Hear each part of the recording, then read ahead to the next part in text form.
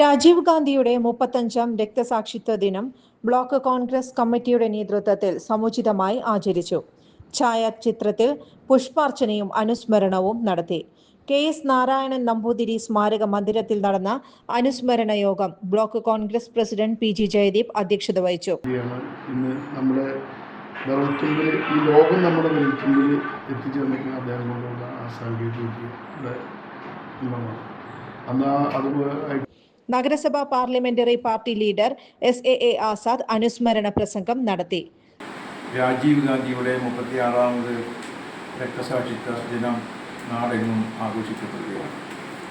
നാടെങ്ങും ആഘോഷിക്കപ്പെടുന്ന ഈ വേളയിൽ നമുക്ക് സന്തോഷമല്ല, ദുഃഖമുള്ള ഒരു സന്ദർഭം കൂടിയാണ്.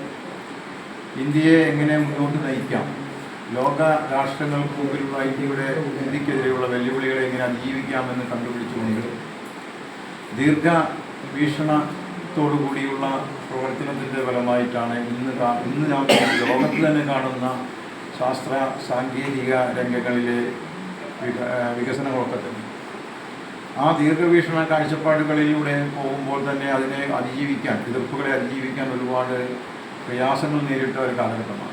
CA Sankarankutty, TP Gireesan, KR Krishnankutty, Jayan Mangalam, Bushara Rasheed, N Gopalakrishnan, AK Peethambaran, Philip Jacob, Biju Krishnan, Jose Mani Puthur, KA Mahesh, PP Sajeevan, Xavier Mason, Babu Kannanakkal, Jijo Thalakkodan, ER Jayaprakash എന്നിവർ പങ്കെടുത്തു.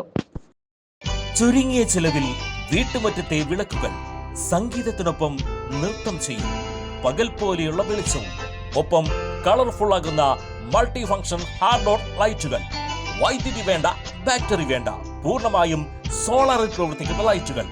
കൂടുതൽ വിവരങ്ങൾക്ക് വിളിക്കേണ്ട നമ്പർ 9447132148. കൂടുതൽ വാർത്തകൾക്ക് ഞങ്ങളുടെ ചാനൽ സബ്സ്ക്രൈബ് ചെയ്യുക.